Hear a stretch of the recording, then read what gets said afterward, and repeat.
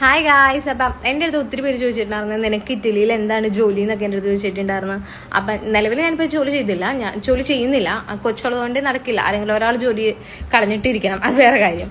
അപ്പം മുമ്പ് ഞാൻ ജോലി ചെയ്തിരുന്നത് ഒരു കോപ്പറേറ്റീവിലായിരുന്നു. ഞാൻ HIV പേഷ്യൻസിന് വേണ്ടിയായിരുന്നു ജോലി ചെയ്തുകൊണ്ടിരുന്നത്.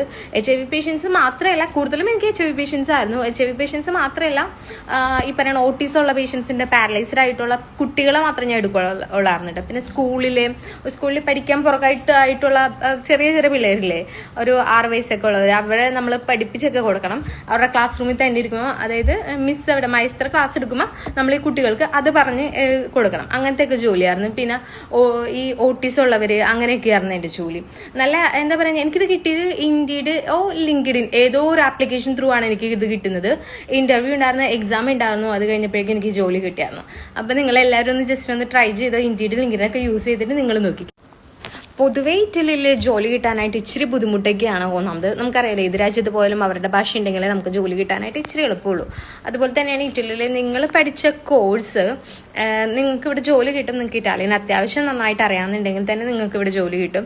ജസ്റ്റ് ട്രൈ ചെയ്താൽ മതി. ഞാൻ പഠിച്ചത് ഒപ്റ്റോമെട്രി ആയിരുന്നു. എനിക്കിവിടെ ജോലി ഓഫർ വന്നിട്ടുണ്ടായിരുന്നു. പക്ഷേ എന്നെ സംബന്ധിച്ച് ഞാൻ പോയില്ല, കാരണം സാലറി ഭയങ്കര കുറവായിരുന്നു. എനിക്കതിൽ കൂടുതൽ ഞാൻ ഈ കോപ്പറേറ്റീവ് വഴി എനിക്ക് സാലറി അതിനേക്കാളും എന്താ പറയുക ഡബിൾ സാലറി എനിക്ക് കോപ്പറേറ്റീവിൽ കിട്ടിക്കൊണ്ടിരുന്നായിരുന്നു.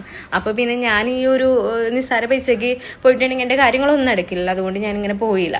പിന്നെ നിലവിൽ ഇപ്പം ഞാൻ ജോലി നിർത്തിയെന്ന് വെച്ചിട്ടുണ്ടെങ്കിൽ നിങ്ങൾക്കറിയാലോ, അല്ലെ ഡോക്ടറാണ്. അപ്പോൾ പിന്നെ അല ജോലിക്ക് പോകുന്നതാണ് ബെറ്റർ ഇല്ലേ, കൊച്ചിനെ ഞാൻ നോക്കുന്നതായിരിക്കും നല്ലത് എന്ന് ഞങ്ങൾക്ക് തോന്നി.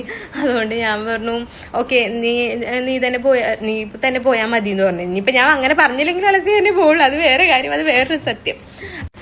നിങ്ങൾ എൻ്റെ യൂട്യൂബിലൊക്കെ നോക്കിയിട്ടുണ്ടെങ്കിൽ നിങ്ങൾക്ക് കാണാൻ പറ്റും, ഞാൻ ഇതുവരെ എൻ്റെ പേഷ്യൻസ് ആയിട്ടുള്ള ഒരു വീഡിയോ പോലും ഞാൻ ഷെയർ ചെയ്തിട്ടില്ല. കാരണം ഞാൻ അവരുടെ പ്രൈവസിനും ഭയങ്കരമായിട്ട് മാനിക്കുന്ന ആളാണ്. പിന്നെ ഈവൻ HIV പേഷ്യൻസ് എന്ന് പറയുമ്പോൾ നമ്മൾ വിചാരിക്കും ഈ സെക്സ് വഴി മാത്രമാണ് ഇവർക്ക് ഇങ്ങനെ കിട്ടുന്നതെന്ന്, അല്ലേ? പൊതുവെ അങ്ങനെയാണ് നമ്മുടെ ചിന്ത. പക്ഷെ അങ്ങനെ ഒന്നല്ല. ചെറിയ പിള്ളേർക്ക് വരെ അതായത് എൻ്റെ പേഷ്യൻസ് ആയിട്ട് ചെറിയ പിള്ളേർ വരെ ഉണ്ടായിരുന്നു. ഒരു 14 വയസ്സുള്ള പെൺകുട്ടികളൊക്കെ വരെയൊക്കെ ഉണ്ടായിരുന്നു. അവർക്ക് അങ്ങനെ ഒന്നും കിട്ടിയതല്ല കേട്ടോ, ആക്സിഡന്റിൽ കിട്ടിയ കുറേ കഥകളാണ്. പിന്നെ ഞാൻ പൊതുവെ ഒരു പേഷ്യൻസിൻ്റെ അടുത്തും അവരുടെ പേഴ്സണൽ, അതായത് എങ്ങനെ കിട്ടി എന്നുള്ള കാര്യങ്ങളൊന്നും ഞാൻ ചോദിക്കാറൊന്നുമില്ല. പിന്നെ അതുപോലെ തന്നെ അവരായിട്ട് പറഞ്ഞാലേ ഉള്ളൂ. അവർ പറയുമ്പോൾ പോലും ആ ഒരു ടോപ്പിക്കിൽ നിന്ന് മാറും. കാരണം എന്ന് വെച്ചാൽ അവർക്ക് അത് ഫീൽ ചെയ്യേണ്ട, സങ്കടം ആവണ്ടാലോ എന്ന് വെച്ചാൽ ഞാൻ അങ്ങനെ മാറും.